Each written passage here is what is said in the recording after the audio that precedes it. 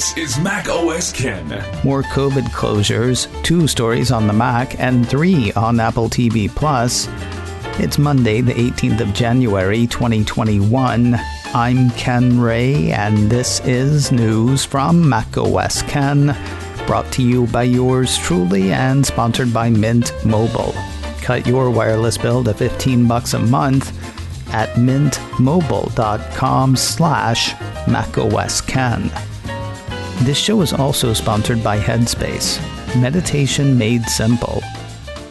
We're only going into the 3rd week, but 2021 feels less like a new year and more like 2020 plus. If being less stressed is one of your resolutions for this year, Headspace can help. Headspace makes it easy for you to build a life-changing meditation practice with mindfulness that works for you, on your schedule, anytime, anywhere. I gotta be honest, I fell out of the meditation habit over the holidays. I was relaxed. The New Year's got me back in a couple of ways. First, I have used some of the SOS meditations, quick, guided exercises for particularly stressful moments. I'm also working the basics program, though. That will help with bigger programs down the road. But even those basics help me relax, which is great. You deserve to feel happier, and Headspace is meditation made simple. Go to headspace.com/macOSKen. That's headspace.com/macOSKen for a free 1-month trial with access to Headspace's full library of meditations for every situation. This is the best deal offered right now. Head to headspace.com/macOSKen today. The rolling Apple Store closures continue. Engadget ran a piece Friday saying 20 stores in the southern half of the U.S. are closing as cases of coronavirus climb in their states. Citing a piece from Bloomberg, the report has Apple closing 5 stores in Georgia, 5 in North Carolina, and about a dozen in Texas, which sounds like more than 20 to me, but whatever. General closures seem to have started Friday evening, though people with planned business have until today to wrap that up. Engadget says the closures include locations in major cities like Houston and Atlanta. If you left a device in for repair at one of those stores or have an appointment to pick up an online order, you can still visit them through the 18th of January, which is today. Speaking of repairs, it looks like Apple is giving people more time to get certain MacBook Pros repaired. A piece from MacRumors says Apple has extended the window for its 13-inch MacBook Pro display Backlight service program. Started in mid-2019, the program addresses an issue where some 13-inch machines sold from October of 2016 through February 2018 might show vertical bright areas, sometimes likened to stage lights at the bottom of the screen. Well, that's one issue. Another is the backlight just not working at all. With the extension, the piece says repairs can be made free of charge up to 5 years after the original purchase date or up to 3 years after the start date of the program, whichever is longer. The previous cutoff was 4 years after the original purchase date, according to the report. You can find out more about the program and see whether your device is covered at getsupport.apple.com. An interesting shift regarding which apps one can run on an M1 Mac. Well, interesting from the point of view of somebody who doesn't have an M1 Mac. Might be annoyed if I did. One of the features of Macs running on Apple Silicon touted by Apple was the ability to run apps made for iOS and iPadOS on the full-fledged computers. That was only supposed to be the case if developers of the iOS and iPadOS said it was okay. They were supposed to be able to decide whether their apps could make the form factor jump. Thing is, sideloading was said to be fairly easy. It is no more. 9to5Mac says Apple has flipped some server-side something to stop iOS and iPadOS apps from running on Apple Silicon Macs against developer wishes. According to the piece, if you already sideloaded an application from your iPhone or iPad to your M1 Mac, it will still run properly, The change only affects new application installations. Epic Games has taken its show across another sea. I told you back in November that the Fortnite publisher had filed suit in Australia, arguing the same stuff it had argued back in August here in the States. Boiling that way the heck down, Epic thinks it should be able to sell digital goods in its iOS and iPadOS apps without using Apple's in-app purchase mechanism, thus cutting Apple out of its 30% commission. Epic says it's not about money. Apple says Epic is lying. They're set to go to court over the issue here in the US in July. Epic had apparently said that it would let the ruling here in the States stand for any cases it might file, something it either forgot or ignored when it launched the Australian case. Apple actually filed suit last month to have the Australian case tossed because of the one case to rule them all agreement. Whether feeling emboldened or forgetful, Epic is at it again. iDownload blog ran a piece late last week saying Epic has filed basically the same case again in the United Kingdom. A 10-year-old lawsuit may finally be nearing its end. MacRumors says a judge on Friday denied an Apple request for a new trial against VirnetX. 2 juries in 2 separate cases have ruled that Apple violated VirnetX patents in FaceTime, iMessage, and built-in VPN on-demand features. Not only did Apple want to argue one of the cases again, it also wanted to argue that if it lost again, it shouldn't have to pay more than $113.7 million. The piece says the judge has denied that request, leaving in place the original award of $502.8 million. MacRumors says combined with a prior $454 million award, the payments, future royalties, and interest could result in Apple paying VirnetX more than $1.1 billion. While one should never delight in another's misfortune, news of a lawsuit that might please Apple, if only secretly. The Guardian out of the UK says a class action lawsuit here in the States is accusing the Big 5 publishers and Amazon of price fixing on ebooks. Those Big 5 are Hachette, HarperCollins, Macmillan, Penguin Random House, and Simon & Schuster. According to the piece, they've been accused of colluding to fix ebook prices in a class action filed by the law firm that successfully sued Apple and the Big 5 on the same charge 10 years ago. The suit targets Amazon specifically, though it names the publishers as co-conspirators. According to the report, the lawsuit claims that almost 90% of all ebooks sold in the U.S. are sold on Amazon, in addition to over 50% of all print books.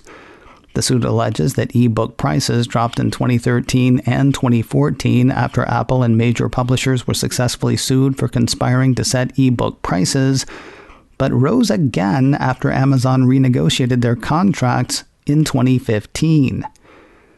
The basic argument is that Amazon and the publishers employ a most favored nations clause that causes ebooks sold on retail platforms besides Amazon to be priced higher.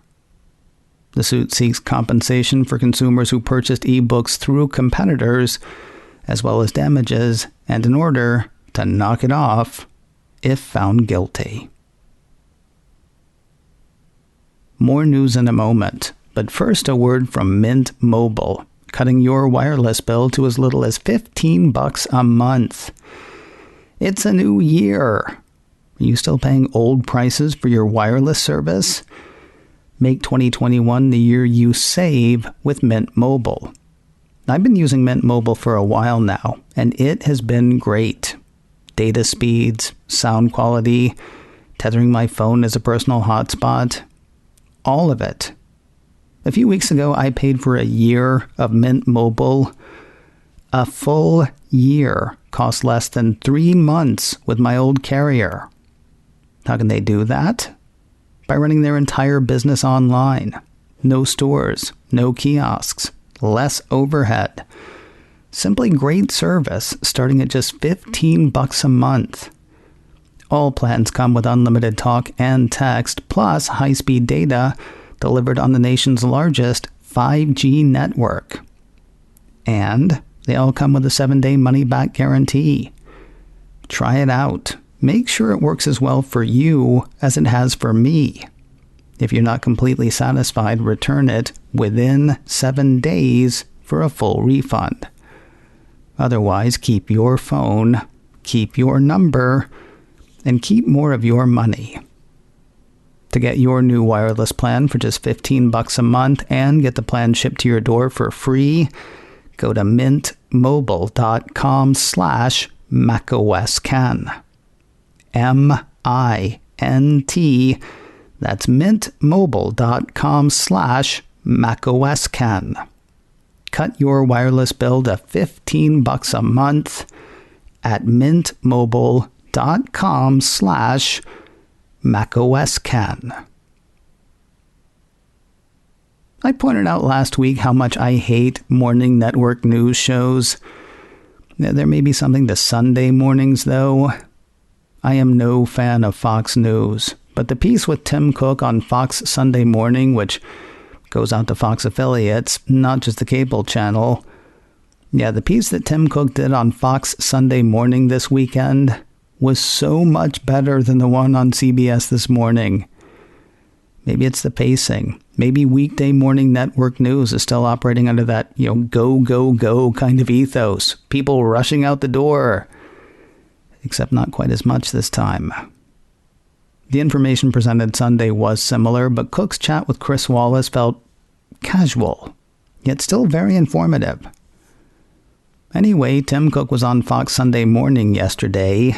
Topics included his feelings on the orc invasion of the U.S. Capitol, pulling Parler from the App Store, recent announcements around the Racial Equity and Justice Initiative, leading Apple after Steve Jobs, and what is in the company's future. The Fox interview is available on YouTube, as is last week's piece from CBS This Morning. Here's something everybody wants to hear. Dating apps track you once you leave the apps. That's a potential indication from the dating app Bumble. Apple Insider says Bumble has filed for its IPO. In doing so, it warned investors Friday that Apple's ongoing efforts to improve user privacy may hurt its bottom line in the long run. In listing risks to the company's business, the piece says Bumble mentions Apple Identifier for Advertisers, or IDFA, and changes that will make it harder to use the code for advertising to users. Quoting Apple Insider, the IDFA is a string of characters used to refer to a specific user's iPhone, which can be used by advertisers to track a user and offer more personalized and targeted advertising.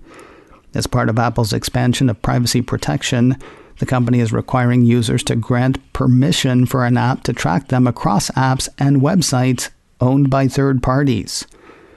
According to the filing, Bumble thinks the percentage of people who will opt in to being tracked across apps will be somewhere between 20 and 0.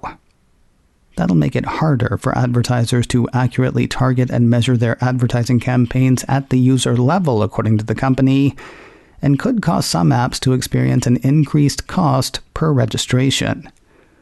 The piece goes on to say, while Bumble admits it has other methods to track users, such as those who link their Facebook profiles to their account, there's no guarantee that alternative ways to track a user will be available. We'll wrap the day with news of Apple TV Plus. For starters, you're apparently getting more of it for free. Apple TV Plus launched in November of 2019. People were supposed to start paying for it in November of 2020, though Apple extended the trial through February 2021. Now, TechCrunch says the Cupertino streamer is extending the trials once again. The site says it's confirmed a 9-to-5 Mac report with Apple. According to the piece, any trial that previously would have expired from February to June of 2021 will now expire in July instead. TechCrunch goes on to say users should expect to get an email about the extension in the coming weeks. If you're already paying for Apple TV Plus or have it as part of an Apple One bundle, meanwhile, you'll be getting a $4.99 per month credit until the end of June. With the free trial running through June, you won't have to pay a dime to see the new season of For All Mankind, a new trailer for which you can see right now. Apple Insider ran a piece Friday saying the Cupertino company had let fly with an extended trailer for Season 2 of the alternate history show. In case you've forgotten, the piece says For All Mankind was among the launch titles for Apple's fledgling streaming service. The show examines a world where the U.S. was not the first to land a manned spaceship on the moon and the ramifications of not being first to the moon. Season 1 ended in 1974, Season 2 takes viewers to 1983, so changes afoot to be sure. Season 2 blasts off or touches down or enters your orbit on the 19th of February. Between now and then, you can catch the trailer on YouTube. And finally today, the best news of the year so far. Production has officially started for Season 2 of Ted Lasso. That was the headline from iMore, and I, for one, could not be more happy. The Apple TV Twitter account posted a picture of Coach Beard, Nate the Great Shelley, and Ted Lasso himself, played by Brendan Hunt, Nick Mohammed, and Jason Sudeikis, respectively. Along with the pic came the announcement, time to start warming those biscuits. Production for At Ted Lasso Season 2 has officially begun. No word on when Season 2 will make the scene, though for my money, or the money Apple keeps not taking from me for Apple TV Plus, it can't be soon enough. Wondering what's happening on In a Few Minutes this week? Yeah, kind of curious about that myself. Keep an ear on the feed. We'll see what happens. macOS Can Live goes live again today, 3:30 Pacific, 6:30 Eastern on my YouTube channel, youtube.com/kenray. Catch it live or on replay there. You can also grab the audio podcast, macOS Can Live, wherever you get podcasts. macOS Can, brought to you by me and sponsored by Headspace. Meditation made simple. Get a free 1-month trial at headspace.com/macOScan. This show is also sponsored by Mint Mobile. Cut your wireless bill to $15 a month at mintmobile.com/macOScan. Advertising handled by Backbeat Media, online at backbeatmedia.com. You can reach me a couple of ways. Info at macoscan.com or call 716-780-4080. Until next time, that is news from macOS Ken. I'm Ken Ray.